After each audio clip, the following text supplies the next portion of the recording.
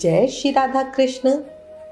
हे राधे प्यारी, तमन्ना पूरी कर दे मेरी, कर दे एक एहसान।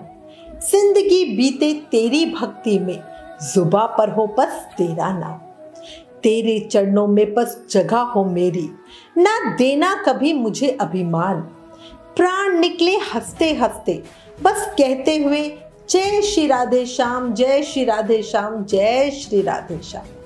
बोला राधा कृष्ण की जय, ऊंची अटारी वाली की जय, वृंदावन बिहारी लाल की जय, बरस बरसाने वाली की जय। अब आज इस वीडियो में एक महान भक्त भोलानाथ जी का जीवन परिचय देती हूँ। भक्त भोलानाथ जी को स्वयं हमारी राधा रानी ने भोरी सखी का नाम दिया था। तो चलिए अब जानते हैं कि राधा रानी की प्रिय भोरी सखी के विषय में। मध्य प्रदेश में भेलसा नामक स्थान पर एक परिवार था जो भगवान श्री कृष्ण का परम भक्त था। उस परिवार के मुखिया थे छेदालाल जी। इनकी कोई संतान नहीं थी। उम्र बढ़ रही थी और मतलब फिर एक बंदे को चिंता सी हो जाती है ना। तो एक बार क्या हुआ, अमावस्या का दिन था। कोई ब्राह्मण इनके द्वार पर भिक्षा मांगने के लिए आया। भिक्षा मांगी तो छेदालाल जी की धर्मपत्नी भिक्षा लेकर बाहर आई। तो ब्राह्मण ने पूछा, आपकी संतान कहाँ है? तो परम भक्त छेदालाल जी की पत्नी ने कहा, प्रभु मेरी तो कोई भी संतान नहीं है। अब ये सुनकर ब्राह्मण बिना भिक्षा लिए आगे बढ़ गया। छेदालाल जी की पत्नी को इस बात का बहुत ही ज्यादा दुख हुआ। उनके पतिदेव उन्हें समझाते रहे, पर संतानहीन रहना ये अब इन्हें सहनीय नहीं हो रहा था। वो रात भर रोती रही। पतिदेव श्रीधाम वृंदावन के प्रति अनुराग से भरे थे। पत्नी का मन बहल जाएगा और श्री राधा वल्लभ लाल जी की कृपा भी मिल जाएगी, ये सोचकर मध्य प्रदेश के भेलसा स्थान से श्रीधाम के लिए दोनों चल दिए। श्री वृंदावन में जब पहुंचे तब इनकी पत्नी को कुछ सुकून मिला, क्योंकि हमेशा ही कहती हूँ वृंदावन की हवा में ही भक्ति है। अच्छा, इनके कुल में श्री राधा वल्लभ जी की ही उपासना थी, इसलिए बांके बिहारी जी महाराज के दर्शन करके ये श्री राधा वल्लभ जी के दर्शन करने पहुंचे। पर वहां जाते ही, मंदिर में घुसते ही इनकी पत्नी को जाने क्या ही भाव उठा और उन्होंने जोर जोर से रोना शुरू कर दिया। अच्छा, वहां के गोस्वामी श्री ध्रुवदास जी द्वारा विचरित 42 लीला का पाठ और रसमय व्याख्या करके वो बता रहे थे वहां पर। छेदालाल जी की पत्नी अपने आंसुओं को पोंछकर वहीं पर बैठ गई, पर अंदर ही अंदर इनको राधा वल्लभ लाल जी से प्रीति, इनकी प्रेम बढ़ता ही जा रहा था और पक्का और गहरा होता जा रहा था। यही श्री जी की कृपा से छेदालाल जी की पत्नी का गर्भ ठहर गया, अपने आप कैसे पता नहीं, और समय आने पर भोरी सखी का जन्म हुआ। अच्छा, भोरी सखी मैं बोल रही हूं, पर ये पुरुष थे, पर सखी भाव इनके अंदर बहुत ज्यादा था, इसी कारण इन्हें सखी कहा गया है। संवत 1947 आषाढ़ मास की कृष्ण षष्ठी को छेदालाल जी के यहाँ एक पुत्र ने जन्म लिया। उस दिन बहुत वर्षा हुई। 2 सालों से उस जगह पे बारिश नहीं हो रही थी, अकाल सा पड़ा हुआ था। पर ये क्या था, भक्त का जब जन्म होता है तब चारों दिशाओं में मंगल ही मंगल छा जाता है, और शायद उस दिन भी वही हुआ। जमींदार थे छेदालाल जी, इसलिए खूब लुटाया।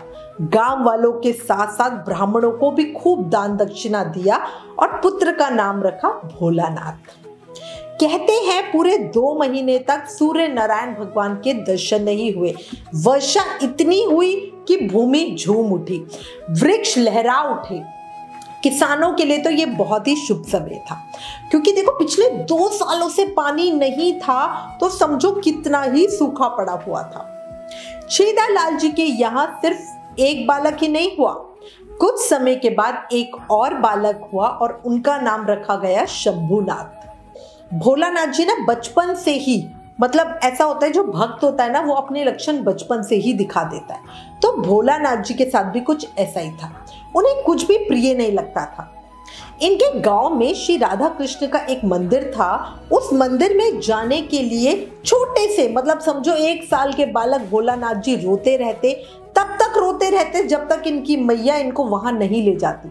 और वहां जाते ही मतलब मंदिर में पहुंचते ही ये दौड़ते शिव विग्रह को छूने के लिए, अपने राधा कृष्ण के पास जाने के लिए ये मचलते रहते। और जब पुजारी मना करते तो फिर ये जोर जोर से रोना शुरू कर देते। अब वो नन्हा सा बालक ही था, इतना प्यारा सा 1 साल का, इसीलिए पुजारी बालक को गोद में लेके विग्रह को हाथ लगवाते तो कभी ये विग्रह के नेत्रों को छूते, कभी कपोलों को, कभी अधरों को, और फिर हंसते खिलखिलाते और खूब प्यारे लगते। इस तरह भक्ति भाव में भोलानाथ जी 11 साल के हो गए। समय की तो देखो अपनी ही गति है। उनकी माता अब परेशान रहती क्योंकि भोलानाथ जी जो थे वो सामान्य बालक नहीं थे। ये संसार की बातों को जल्दी सीखते नहीं थे। इनकी किसी सामाजिक कार्य में रुचि नहीं होती थी। शिक्षा आदि में भी इनका मन नहीं लगता था। उन्हें तो बस कोई कृष्ण कह दे, इससे वो ज्यादा प्रसन्न हो जाते थे। भोला जी को और प्रसन्नता तब होती जब कोई राधा या राधे कहता। अच्छा, उस समय में मध्य प्रदेश वाले क्षेत्र में राधे का नाम इतना प्रचलित नहीं था। जैसे अब तो हम कहीं भी जाते तो बोलते राधे राधे भैया, है ना। उस समय इतना नहीं ये नाम प्रचलित था, पर हमारे भोलानाथ जी को यही नाम सबसे ज्यादा प्रिय था। भोलानाथ जी ने स्वयं से ही श्री राधा कहना आरंभ कर दिया। एक समय गांव के पुजारी ने कहा कि श्री राधा कृष्ण मंदिर में भागवत की कथा होनी है। बस फिर क्या था, भोला जी तो सब कुछ छोड़कर मंदिर की व्यवस्था में ही लग गए। भागवत कथा में इनका खूब मन लगा। इतना मग्न होकर सुनते कि क्या ही बताओ। राधा राधा राधा राधा, बस इस दिव्य मधुर नाम को भोला जी ने गांव वालों के मुख में चढ़ा दिया था। मतलब क्योंकि ये हमेशा से राधे राधे कहते तो सामने वाला भी वही कहता, तो मतलब सबके मुंह पे यही नाम चढ़ गया था। उस भागवत कथा ने भोला जी की जो निश्चल भक्ति थी उसे हवा दे दी। भोला जी बड़े हो गए, युवा हो गए, और इनका भाई शंभुनाथ पढ़ाई पूरी करके शिवपुरी में अब नौकरी भी करने लगा था। माता पिता ने भोला जी को वहीं कुछ दिन घुमाने को कहा। शंभुनाथ जी ने कोलारस के गोपीनाथ मंदिर के सेवा अधिकारी पंडित श्री गोपीलाल जी से राधा वल्लभ संप्रदाय की भोलानाथ जी को दीक्षा भी दिलवा दी। गुरु जी ने इन्हें आज्ञा दी कि आप विवाह कर लीजिए। अब गुरु जी की आज्ञा थी तो उसे पूरा तो करना ही था, इसलिए इन्होंने विवाह कर लिया। पर गृहस्थ जीवन में इनका बिल्कुल मन नहीं लगता। प्रभु के प्रति इनका स्नेह और सांसारिक जीवन से वैराग्य दिनों दिन बढ़ता जा रहा था। इन्होंने अध्ययन करते हुए बीए की परीक्षा उत्तीर्ण की। उसी समय छतरपुर के राजा श्री विश्वनाथ सिंह जी ने इनकी प्रतिभा, ज्ञान और भक्ति से प्रभावित होकर इन्हें अपने महल में धार्मिक सलाहकार के रूप में अपने पास ही रख लिया। भोलानाथ जी वहां रहकर स्वाध्याय करते और एक निश्चित समय पे जाकर राजा जी के साथ धर्म की चर्चा करते। राजा जी के पास ग्रंथों का एक बहुत बड़ा संग्रहालय था। वो भोलानाथ जी के बड़ा ही काम आया। इन्होंने कई तरह की वाणी और भारतीय दर्शनों का अध्ययन किया। इसी बीच में इन्होंने वकालत की परीक्षा भी पास कर ली। कुछ दिनों के लिए ये कोलारस अपने भाई के पास वकालत करने के लिए गए भी, पर प्रभु के प्रेम रंग में रंगा हुआ इनका चित्त वहां पे रम ना सका। छतरपुर के महाराज द्वारा वापस बुलाए जाने पर ये वापस छतरपुर आ गए और फिर धीरे धीरे छतरपुर से भी इनका मन उबने लगा। ये वाणी ग्रंथों का पाठ करते और उसमें वर्णित श्री राधा कृष्ण की दिव्य लीलाओं का चिंतन करते रहते। ब्रज के सुमधुर प्रेम रस में हर समय डूबे रहते। इसी से इनके मन में प्रेम के विरह की अग्नि से ओतप्रोत पदों का सागर उमड़ता रहता, जिन्हें भोली सखी के पदों का नाम दिया गया। मतलब ये जो भी महसूस करते, जो भी फील करते, वो पदों के उसमें लिख देते थे और उसी को भोली सखी के पद कहे गए। ये पद ब्रजवासियों की अभिलाषा को दिखाते थे कि मतलब ब्रजवासी क्या चाहते हैं अपने राधा कृष्ण से। भोलानाथ जी घर नहीं छोड़ सकते थे क्योंकि गृहस्थी में उनकी पत्नी और पुत्र थे, पर प्रभु की कृपा कहो या समय की माया, एक समय बीमारी से इनके पत्नी और एकमात्र पुत्र का देहांत हो गया। अब इनके ऊपर कोई सांसारिक बंधन नहीं था और इस तरह भोलानाथ जी का वृंदावन जाने का मार्ग खुल गया और वो अपने प्राणाधार श्री राधा रानी जी की कृपा का भरोसा करके वृंदावन आ गए। भोलानाथ जी के भाई एडवोकेट श्री शंभुनाथ जी उन्हें खर्चा भेजते रहते थे और भोलानाथ जी अपनी साधना में लगे रहते थे। पर कुछ समय के बाद शंभुनाथ जी का भी देहांत हो गया और जो खर्चा वो भोलानाथ जी के लिए भेजते थे वो अब आना बंद हो गया। भोलानाथ जी की मनोस्थिति ऐसी नहीं थी कि वो अपने जीविकोपार्जन के लिए कुछ काम कर सकते या किसी से कुछ मांग ही सकते। उनकी ऐसी बिल्कुल अवस्था नहीं थी। पर और जबकि पढ़े लिखे कितने ही थे वो, है ना, पर देखो चाहे हम कुछ भी ना करें पर शरीर चलाने के लिए कुछ ना कुछ तो खाना ही पड़ेगा ना। अब वो करें तो क्या करें, तो इसके लिए उन्होंने एक बड़ी सुंदर आइडिया निकाला। क्या आइडिया किया?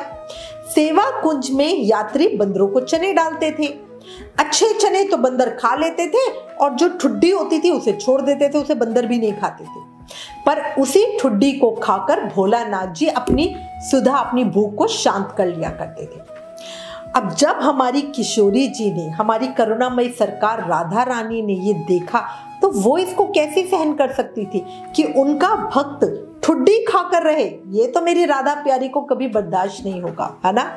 इसीलिए राधा वल्लभ मंदिर के सेवायत गोस्वामी जी को वो सपने में आकर उन्होंने आदेश दिया कि भोरी सखी सेवा कुंज में चनों की ठुड्डी खाकर रह रही हैं और ये मुझे बर्दाश्त नहीं है, उन्हें रोज मेरा प्रसाद जाके दे दिया कर।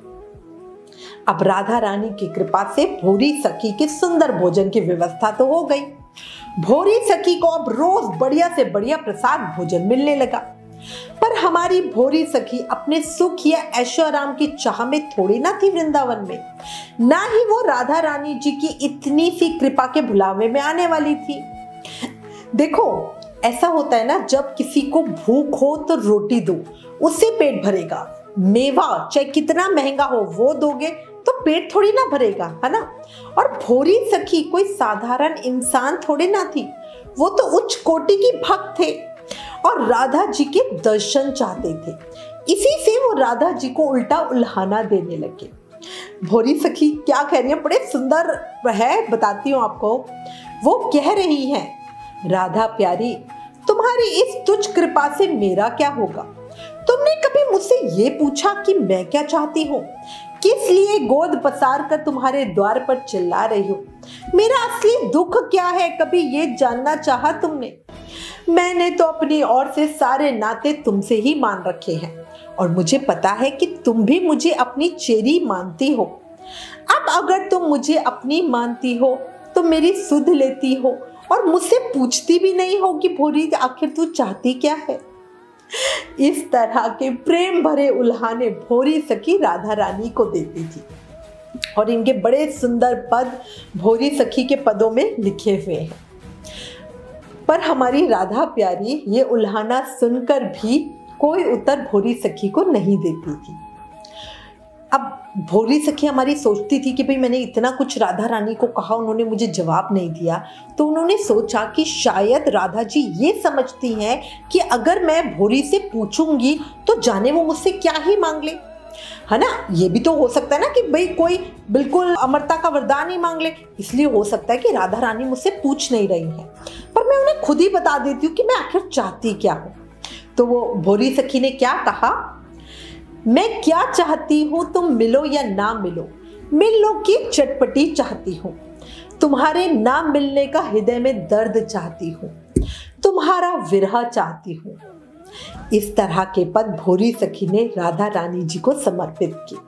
और देखो भोरी सखी बहुत सयानी थी, वो राधा कृष्ण को नहीं पाना चाहती थी, वो उनका प्रेम, उनकी प्रीति चाहती थी।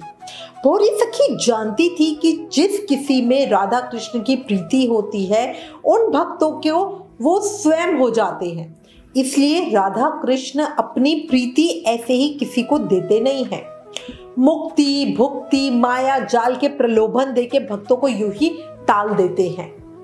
भोरी सखी पर श्री राधा वल्लभ के प्रसाद की कृपा तो रोज ही हो रही थी, पर इससे ना उनके उल्हाने में कोई कमी नहीं आई और ना ही उनके वैराग्य में। देखो, जब हम किसी को अपना मानते हैं, अपना समझते हैं और पूरी तरह उसके हो जाते हैं ना, तो प्रेम से उसको कुछ भी कहते हैं। अब हमारी भोरी सखी, ऐसा नहीं कि राधा रानी ने इतने सुंदर प्रसाद की व्यवस्था कर दी तो इससे वो मन जाती। वो क्या करती थी, वो रोज प्रसाद लेकर यमुना तट पर जाती, रोज से गुस्से से, प्रेम से, भाव से, जैसे भी कहो, सारा प्रसाद यमुना जी में बहा देती। सिर्फ 2 प्रसादी रोटियां सूखी चबाकर, बिना सब्जी के, बिना किसी चीज के, अपने जो, क्योंकि पेट में तो आग लगती है, वो उसको शांत कर लेती थी। मतलब समझो, सामने 56 भोग हैं, पर वो नहीं चाहिए। उन्हें चाहिए तो सिर्फ राधा कृष्ण के दर्शन। भोरी सखी दिन भर यहाँ वहां एकांत में बैठकर आंसू बहाया करती, और आंसू भी ऐसे भयानक कि मतलब हमेशा उनकी छाती यहाँ से गीली ही रहती थी। एक दिन भोरी सखी के धैर्य का बांध टूट गया। वो समझ गई कि राधा कृष्ण उसे पतित जानकर उस पर कृपा नहीं करेंगे। अब वो सोचने लगी कि भाई, जब मैं इतनी बुरी हूं तो मेरे जीवन का भी क्या लाभ, है ना, इससे तो मर जाना ही ज्यादा अच्छा है। पर देखो, भोरी सखी सयानी होते हुए भी सचमुच भोली ही थी। वो ये समझ नहीं पा रही थी कि राधा जी की कृपा उन पर पहले से ही बहुत ज्यादा है, क्योंकि बिना राधा जी की मर्जी और कृपा के कोई ब्रज में रह नहीं सकता। ऊपर से रोज राधा जी का प्रसाद मिल रहा है, ये उनकी कृपा का प्रमाण ही था, है ना। पर हमारी भोरी सखी को ये सब चीजें बड़ी तुच्छ लगती थी। प्रेम का स्वभाव ही ऐसा है, प्रेम बहुत होते हुए भी कम ही लगता है, तृप्ति होते हुए भी अतृप्ति ही बनी रहती है। भोरी सखी के साथ भी कुछ ऐसा ही था। पूरी कृपा थी हमारी राधा जी की, पर उसकी जिद थी कि श्री राधा रानी के प्रत्यक्ष दर्शन हो। अब जब हमारी भोरी सखी मरने की सोचने लगी तो हमारी करुणामयी राधा प्यारी का हृदय कांप गया। उन्होंने सामने ना आकर पीछे से ही ऐसा सोचने को भोरी सखी को मना किया, पर भोरी सखी की तड़प तो बढ़ती ही जा रही थी। उसे बस दर्शन चाहिए थे, जैसे भी हो, और सोचती कि अगर नहीं दिए दर्शन तो मर जाऊंगी। हमारी भोरी सखी ने तो अब प्रतिज्ञा ही कर ली थी। उसने अन्न तो बहुत दिन पहले से ही खाना छोड़ दिया था, पर अब विरह में तड़प कर जल पीना भी छोड़ दिया। पूरा वृंदावन श्री राधा वल्लभ जी में जाकर प्रार्थना कर रहा था और कह रहा था कि राधा रानी सरकार, आप भोरी को दर्शन दे दो, नहीं तो वो मर जाएगी। प्रियाजू ने भी जब सुना कि भोरी ने अब जल भी त्याग दिया है तो मेरी करुणामयी राधे प्यारी कांप गई। भोरी हंस रही थी और कह रही थी कि कल तो मैं वायु का भी त्याग कर दूंगी, मतलब सांस भी नहीं लूंगी। लोगों ने उसे समझाना शुरू किया। 2 दिन हो गए थे, जल का एक बूंद भी उसने अपने मुंह में नहीं डाली थी, बस रोना और पुकारना, रोना और चिल्लाना। सुबह के समय श्री राधा वल्लभ जी के गोसाई जी आए और आकर भोरी सखी को समझाने लगे, भोरी, ये प्रेम की रीत नहीं है, तू समझती है, ऐसे हट मत कर। उनके सुख में अपना सुख समझना प्रेम का सिद्धांत है, इसलिए तू जिद छोड़ दे। और गोस्वामी जी की ये बात सुनकर भोरी का रुदन और बढ़ गया। गोसाई जी देख रहे हैं कि ये क्या हुआ, मैं तो चुप कराने आया था और ये तो और ही जोर जोर से रोने लगी। तब भोरी ने कहा, जीवन भी दो तो ऐसे दो कि तुम्हारे दर्शन हो प्यारी। तुम्हारी भोरी बहुत दुखी है, आओ और मुझे संभालो। बड़ा ही अद्भुत दृश्य था। भोरी सीधे ऊपर की ओर देखकर बातें कर रही थी और जैसे कि वो राधा प्यारी से ही बातें कर रही थी। वो श्री जी को कह रही थी, वो श्री जी को पुकार रही थी और बहुत जोर से रोने लगी और रोते रोते मूर्छित हो गई। तभी भोरी को कोई आवाज सुनाई दी। उसने आंखें खोली तो देखा रात हो चुकी थी। उसे आवाज आई, भोरी उठ भोरी, देख मैं आ गई तेरे पास। भोरी धीरे से उठी तो देखा उसके सामने तृप्त कंचन गौरांगी खड़ी थी। वो उठी, उसने देखा तो तुरंत ही राधा प्यारी के चरणों में गिर गई। नेत्रों से आंसू ऐसे बह रहे कि अभी बाढ़ आ जाएगी। आंसुओं से चरणों को पूरा भिगो दिया उसने। श्री राधा जी बोली, अब नहीं मरेगी ना? और ये कहकर श्री जी ने उसके अपने हाथों से आंसुओं को पोंछा। और भोरी सखी कह रही है, स्वामिनी अब मुझे मत छोड़ो। भोरी बिलक उठी और बोली, श्री जी कृपा करो, मैं यहाँ नहीं रहूंगी, मेरा कोई नहीं है यहाँ, मुझे ले चलो अपने साथ, मुझे ले चलो, मैं आपकी सेवा करूंगी। मुझे पता है मुझे कुछ करना नहीं आता, पर मैं सब सीख लूंगी। जो और सखी है वो मुझे सब सिखा देंगी, मैं सब बहुत अच्छे से सीखूंगी। पर अब आपकी भोरी थक गई है और वो यहाँ नहीं रहना चाहती। अपने चरणों से मुझे दूर मत करो, मत करो, मत करो। और ये कहकर वो फूट फूट कर बिलक बिलक कर रोने लगी। अब तो भाई मेरी श्री जी से सहन नहीं हुआ। वो बोली, चल चल भोरी मेरे साथ। और कहकर भोरी की बाह पकड़कर निकुंज की ओर चल दी मेरी राधे प्यारी। भोरी नाचती गाती निकुंज में प्रवेश कर गई। युगल घाट में लोगों की भीड़ जुट गई और बात हवा की तरह फैल गई कि वो रोने वाली सखी का शरीर शांत हो गया है। भोरी की याद में पूरा वृंदावन धाम रो रहा था।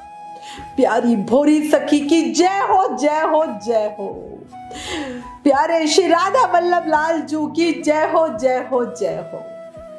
श्री किशोरी जी भोरी सखी को आषाढ़ शुक्ल पक्ष संवत 1988 को 42 वर्ष की अल्पावस्था में ही हाथ पकड़कर अपने निज धाम में ले गए और भोरी सखी ने अपने मरने का हट भी पूरा कर लिया। भोरी सखी मतलब हमारे भक्त भोलानाथ जी ने अपनी राधा प्यारी की कृपा प्राप्त ही कर ली और उनके प्रेम के मार्ग में ऐसे ऐसे पदों की रचना कर रखी है जिन्हें आज के उच्च कोटि के जो भक्त है ना, वो उनके पदों के द्वारा मानसिक ध्यान लगाकर राधा जी की लीलाओं का रसपान करते हैं। उनके द्वारा रचे हुए पद कोई काल्पनिक नहीं है, बल्कि उन्होंने जो कुछ प्रत्यक्ष अनुभव किया अपने मानसिक ध्यान के समय में, उसी का वर्णन उन पदों में हमें मिलता है। और उन पदों को गाने से जो संतुष्टि, जो आनंद मिलता है, वो शब्दों में नहीं कहा जा सकता। भोरी सखी के नाम से वर्तमान में 600 पद उपलब्ध हैं। प्रेम की पीर नाम से है, अगर कभी मौका मिले तो जरूर पढ़ना, बड़ा आनंद आता है। अब अंत में एक बात बताऊं, सब धाम है फीके श्री राधा रानी के बिना, मेरे ठाकुर जी भी हैं अधूरे राधा रानी के बिना। ब्रज की रच में कोई नाम ना गूंजे श्री राधा रानी के बिना। परम सुख नहीं है कहीं श्री राधा रानी के बिना। बोला राधा प्यारी की जय, ऊंची अटारी वाली की जय, रस बरसाने वाली की जय, मेरे श्यामा श्याम की जय। इसी के साथ मैं उम्मीद करती हूँ भोरी सखी के चरित्र ने आपके दिल को छुआ होगा, मन में प्रेम और वैराग्य का भाव आया होगा। अगर राधा कृष्ण के दर्शनों के लिए मन मचल रहा हो तो प्लीज इस वीडियो को ज्यादा से ज्यादा शेयर करके भक्ति का प्रताप सबको बताएं। Please like, share and subscribe. Thank you. जय श्री राधा कृष्ण।